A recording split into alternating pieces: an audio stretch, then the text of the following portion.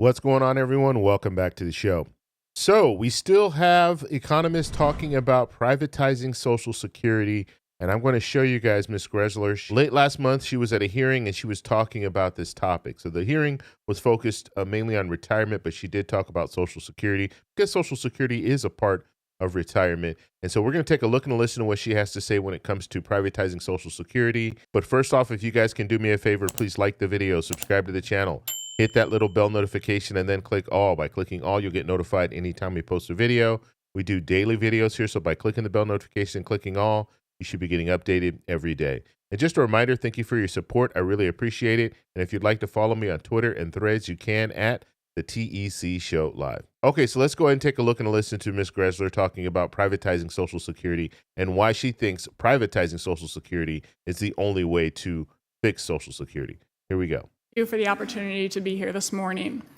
In my testimony, I would like to look at the current state of Americans' retirement security and also discuss the failure of certain defined benefit pensions. Older Americans' financial well-being is strong by historic standards.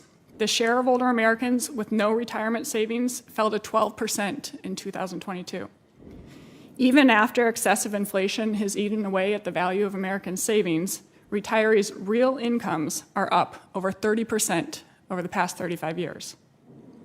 Importantly, the lowest earners have the highest replacement rates in retirement. Households in the bottom 20% average 123% of their pre-retirement incomes, whereas households at the top average 75%.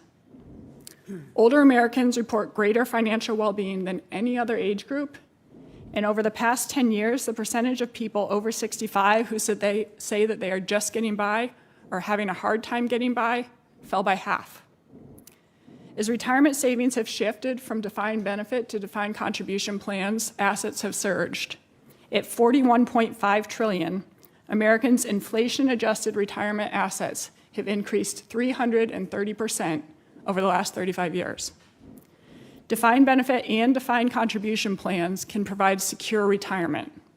But when not managed properly, defined benefit plans can end up like Ponzi schemes. That's what's happened with Social Security and multi-employer or union pensions.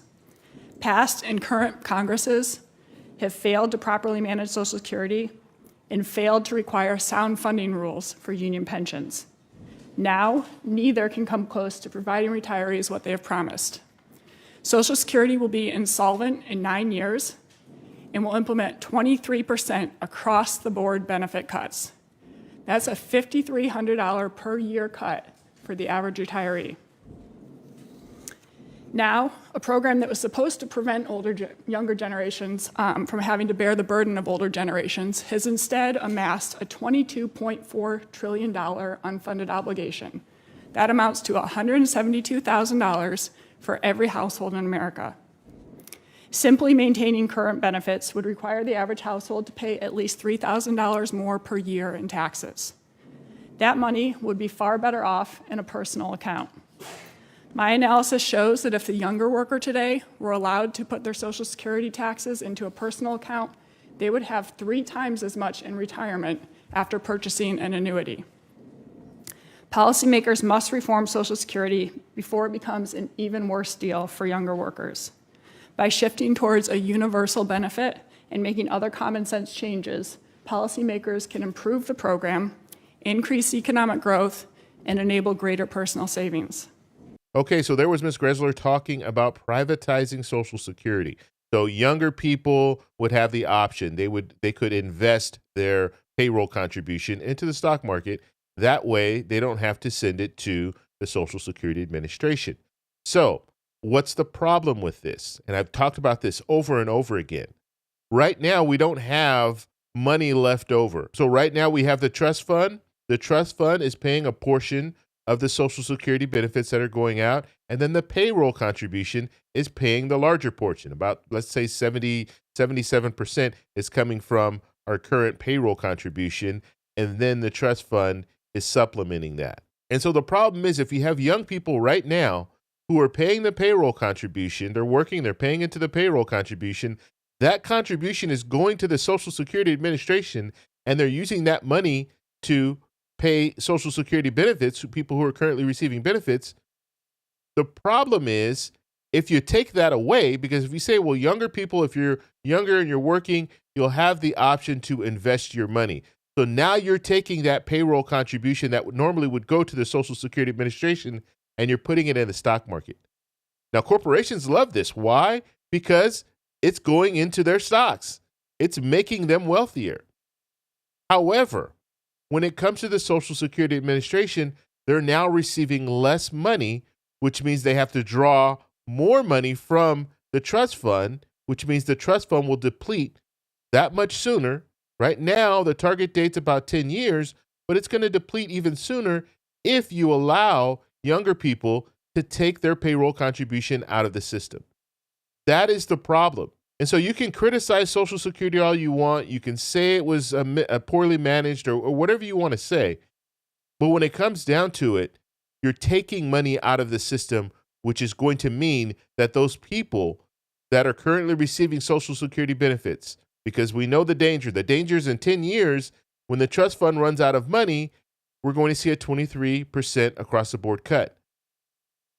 But the new danger is if you privatize Social Security and you take money out of the system, now you're going to have to draw on the trust fund even more because you have less money coming into the Social Security Administration. So you have to draw on the trust fund even more. It might be depleted in, let's say, 5 years. And so 5 years from now, we could be looking at a 23% cut instead of 10 years. And so hopefully that makes sense. When you have people talking about privatizing Social Security, what they're saying is they want to get rid of Social Security as a whole. We'll no longer have Social Security. And you could see this cut coming much sooner than we think because of the trust fund. The trust fund has about $2.7 trillion in it right now. And if you start drawing on it even more, then it's going to deplete even faster. And we've seen this. We saw this during the pandemic. We saw this after that when we saw inflation because it takes more money.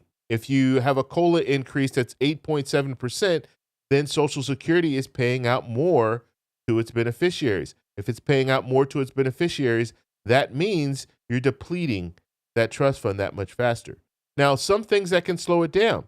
If we have a strong workforce is good because you have more people working, more people paying into the payroll contribution, which means you need less money coming from the trust fund. So that can really help in this situation. But the bottom line, if we wanted to privatize Social Security or allow people to invest money, we need to have a surplus. If you have a surplus of money and you have money that's just going into the trust fund and the trust fund is not responsible for supplementing any of the Social Security benefits, which we had years ago, then that would be okay. But now it's not okay because you need to spend the money. The money is coming in and money has to be spent. And so the real option, the only option that we have right now, and I continue to say this, and you're going to have these economists that are out there saying, no, we can try to do this or we can try to do that.